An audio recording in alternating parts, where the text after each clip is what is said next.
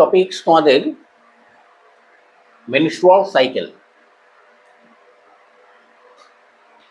এই ঘটনাটা ফিমেল লাইফের একটা অত্যন্ত গুরুত্বপূর্ণ এবং একটা most important aspect of the female reproductive life. Menstrual সাইকেলসের যে সূচনাটা অর্থাৎ beginning of the menstrual cycle that starts from at the age of 12 to 13। আমাদের এই সমস্ত এশিয়াটিক কান্ট্রিতে এরকমই একটা সময়তে মেনস্ট্রুয়াল সাইকেলটা শুরু হয়। এক একটা দেশে যেমন শীত প্রধান দেশ যেগুলো, ঠিক আছে, কোল্ড রিজিয়ন যেগুলো রয়েছে, সেখানে মেনস্ট্রুয়াল সাইকেল একটু লেট বিগিনিং অর্থাৎ পরের দিকে শুরু হয়। 14-15 এরকম একটা এজে ওদের মেনস্ট্রুয়াল সাইকেলগুলো শুরু হয়। এটা কিন্তু একটা টেম্পারেচার ডিপেন্ডেন্ট, মানে অ্যাটমসফিয়ার বা ক্লাইমেট ডিপেন্ডেন্ট একটা প্রসেস। এটা গেল 1 নম্বর কথা। 2 নম্বর কথা হচ্ছে যে মেনস্ট্রুয়াল সাইকেলসের যে বিগিনিংটা, the first starting of the menstrual cycle, সেটাকে আমরা বলি কি, that is known as the menarche. That is known as the menarche. Menarche কথাটা মানে হলো কি, the beginning of the menstrual cycle of female life.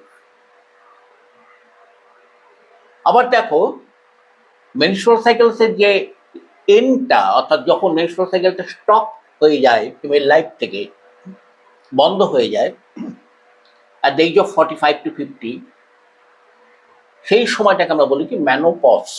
That is not the menopause. Pause হয়ে গেল অর্থাৎ বন্ধ হয়ে গেল। জায়গাটা বোঝা গেল?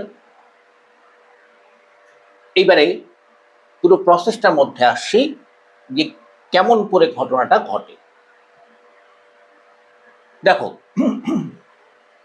মেনস্ট্রুয়াল সাইকেলটা ভাবতে গেলে তোমাকে দুটো আসপেক্টেই ভাবতে হবে, অর্থাৎ ওভারিতে কি কি পরিবর্তনগুলো ঘটছে, অ্যাট দ্য সেম টাইম ইউটেরাসে তার কি কি পরিবর্তনগুলো ঘটছে।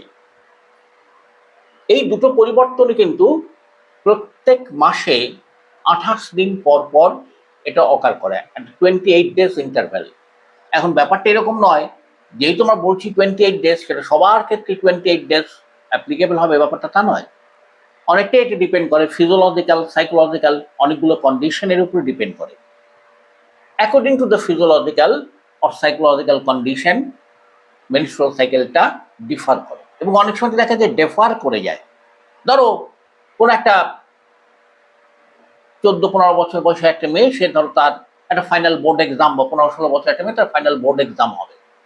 এবার বোর্ড এক্সাম মানে একটা সাংঘাতিক চাপের ব্যাপার। তো সেই ক্ষেত্রে তো তার প্রচন্ড সাইকোলজিক্যাল টেনশন বা প্রেশার হতেই পারে। হয়তো দেখা গেল বোর্ড এক্সাম যেদিন শুরু হবে ঠিক তার আগের 1 দিন বা 2 দিনের মধ্যে তার মেনস্ট্রুয়াল সাইকেল হওয়ার কথা। সেই ক্ষেত্রে ওই সাইকোলজিক্যাল প্রেশারে দেখা গেল তার একটা ডেফার করে গেল, 4 দিন 5 দিন পর্যন্ত ডেফার করে যেতে হবে। এটা হতেই পারে, এটার জন্য অরিড হওয়ার কোনো কারণ নেই, ইটস এ ন্যাচারাল প্রসেস। এবারে আসছি আমরা চেঞ্জেস গুলো, কি কি চেঞ্জ হয় এবং তার পিছনে হরমোনের কি কি কাজ আছে, হরমোন তাতে কি করে রোল, কি কি রোল প্লে করে। তো প্রথমে আসছি আমরা চেঞ্জগুলোর ক্ষেত্রে, অর্থাৎ ওভারিয়ান চেঞ্জ আর একটা যেটা সেটা বলছি ইউটেরাল চেঞ্জ। দুটো চেঞ্জের ক্ষেত্রেই আসছি। আমরা একটা কাজ করি বোঝার সুবিধার জন্য, একটা ওই মেনস্ট্রুইং একটা একজন মহিলার first day of the month থেকে আমরা কাউন্ট করি, মাসের 1 তারিখ থেকে, কারণ এভাবে বুঝতে সুবিধা হবে। ধরো মাসের 1 তারিখ, তার আগে ধরো সে ফর এক্সাম্পল গত মাসের 28 বা 29 তারিখ বা 30 তারিখের মধ্যে তার মেনস্ট্রুয়াল সাইকেলটা কমপ্লিট হয়ে গেছে। ঠিক আছে, তার মেনস্ট্রুয়াল সাইকেলটা কমপ্লিট হয়ে যাওয়া কথাটা মানেটা কি? মানেটা হচ্ছে তার ইউটেরাসের এন্ডোমেট্রিয়াম লেয়ার সেটা স্লটেড আউট হয়ে গেছে, অর্থাৎ সেটা ফেটে বেরিয়ে চলে গেছে অ্যালং উইথ দ্য ব্লাড।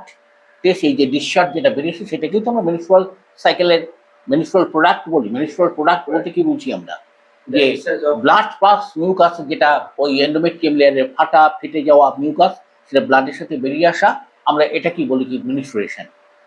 তো ঘটনাটা কি হচ্ছে দেখো, কোন একজন মহিলার ধরা যাক ওইরকম 29 বা 30 তারিখে তার মেনস্ট্রুয়াল সাইকেলের ডেটটা কমপ্লিট হয়ে গেছে। এরপরে কি হবে? এরপরে ধরো ঘটনাটা যেটা হতে পারে সেটা হচ্ছে যে নেক্সট মেনস্ট্রুয়াল সাইকেলের জন্য প্রিপারেশনটা নেওয়া, কিন্তু তার আগে যেটা দরকার সেটা হচ্ছে তার প্রিপারেটরি ফেজ, অর্থাৎ রিপেয়ারিং ফেজ শুরু হবে। রিপেয়ারিং ফেজ মানে ওই ফেটে যাওয়া ভেঙে যাওয়া এন্ডোমেট্রিয়াম লেয়ারটা আবার রিপেয়ারিংটা শুরু হবে। ঠিক আছে, কিভাবে হয়? ওই first day of the month থেকে যেটা হয়, 1 তারিখ থেকে শুরু হলো। কি শুরু হয়? 1 তারিখ থেকে এন্টেরিয়ার পিটুইটারি গ্ল্যান্ডস থেকে আমাদের যে পিটুইটারি গ্ল্যান্ড আছে তার এন্টেরিয়ার পিটুইটারি গ্ল্যান্ড থেকে সিক্রেশন হতে থাকে ফলিকেল স্টিমুলেটিং হরমোন বা এফএসএইচ।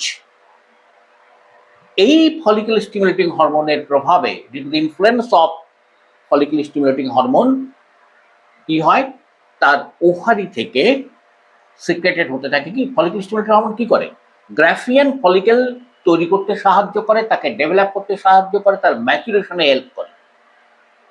কথাটা বুঝতে?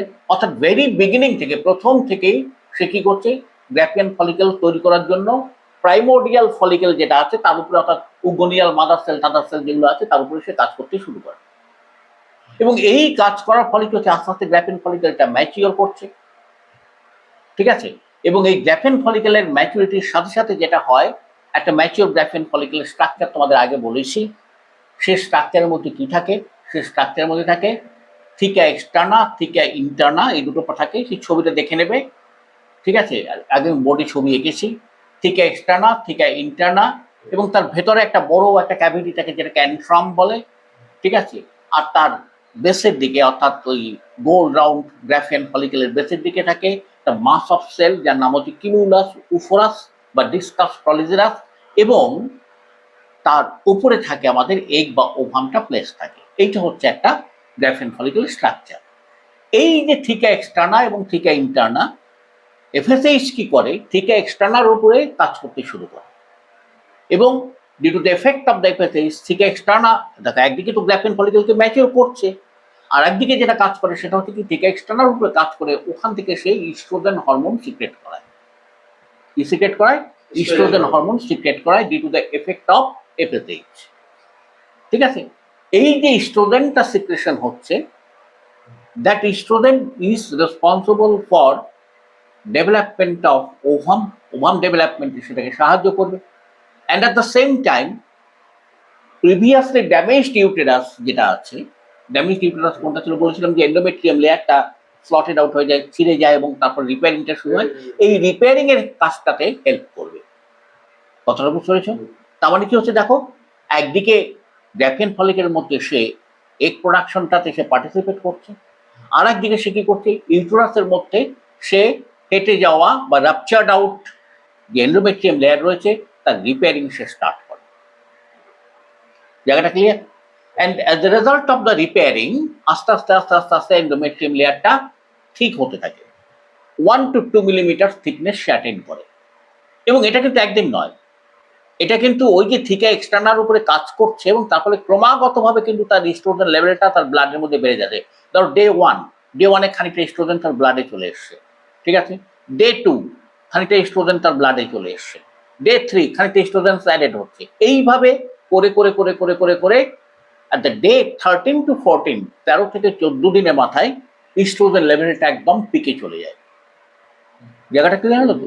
তো ইস্ট্রোজেন লেভেলটা যখন সে পিকে চলে গেল, এবং সেটা তো ব্লাডের মধ্যেই আছে, এবং ব্লাডের থ্রু দিয়ে থ্রুআউট দ্য বডির সার্কুলেশন হচ্ছে, সেই ইস্ট্রোজেনটা কি করে, high level of the estrogen acts upon the anterior pituitary, anterior পিটুইটারির উপরে কাজ করবে।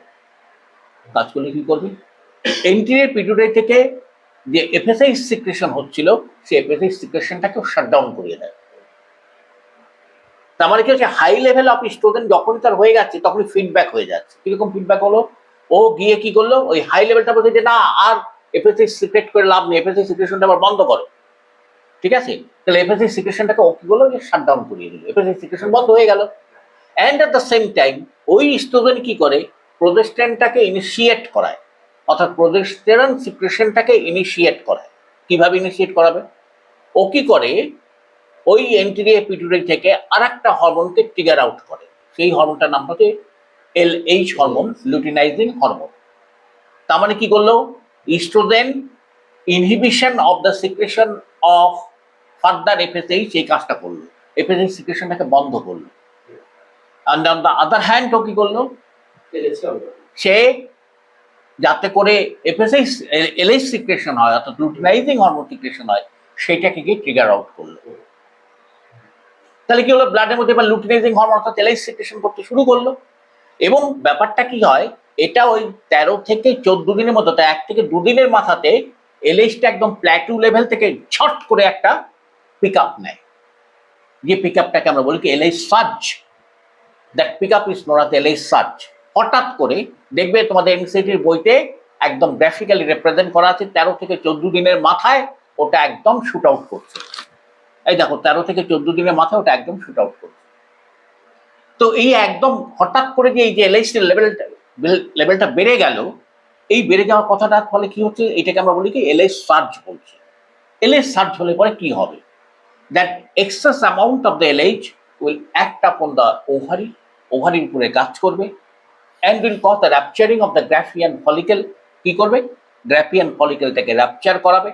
অ্যাট দ্য সেম টাইম ও কি করবে, হরমোনাল চেঞ্জ কি করবে, it will act upon the theca ইন্টারনার উপরে এলএইচটা কাজ করবে, করে it will cause the secretion of progesterone from theca interna থেকে প্রোজেস্টেরন হরমোন সিক্রেট করাতে শুরু করবে।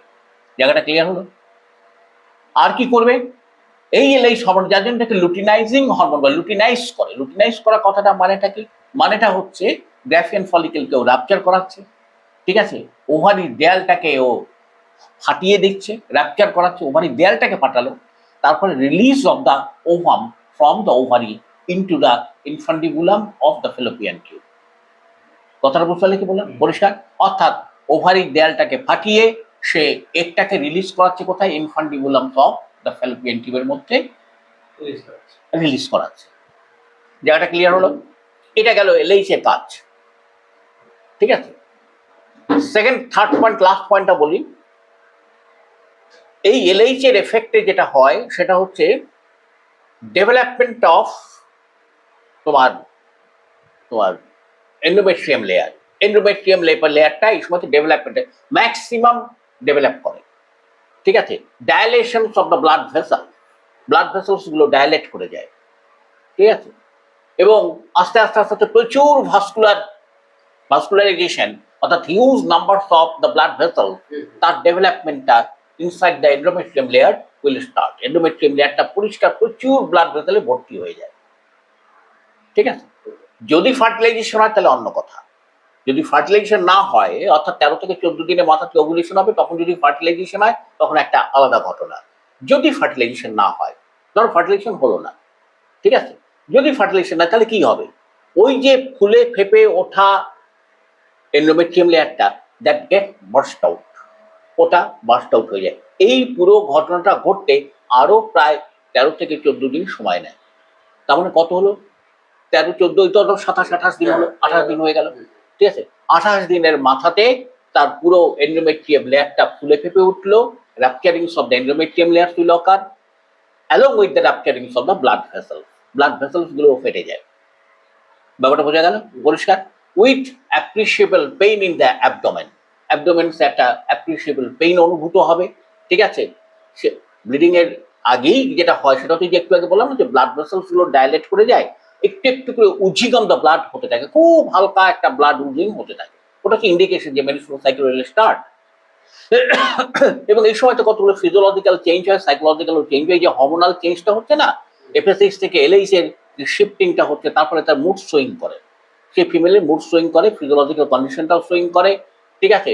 টেন্ডারনেস অফ দ্য ব্রেস্টে টেন্ডারনেস ডেভেলপ করে, এগুলো হচ্ছে প্রিমেনস্ট্রুয়াল সিনড্রোম, ঠিক আছে। এটা একটা common phenomena, it is nothing মানে ইলনেস অর নাথিং এলস, এটা একটা common phenomena. Tenderness of the breast হওয়া, লোয়ার অ্যাবডোমেনে একটা অস্বস্তি ফিল করা, ঠিক আছে, মুড সুইং করা, যেটা একটা কমন ইনসিডেন্ট। এবং এর ফলে যেটা হবে, নেক্সট ফেজে যেটা হবে সেটা হচ্ছে কি, ওই যে ব্লাড ভেসেলসগুলো রাপচার করে গেল, এন্ডোমেট্রিয়াম লেয়ারটা রাপচার করে গেল, তার ফলে oozing out of the blood will occur, and 5 to 10 ml of the blood will oozed out from the endometrium layers gradually. কথাটা বুঝতে পারলে কি বললাম? This is known as the luteal phase. আমরা এটাকে বলি লুটিয়াল ফেজ বা destructive phase or menstrual phase, ঠিক আছে। পরিষ্কার? মেনস্ট্রুয়েশন জায়গাটা ক্লিয়ার?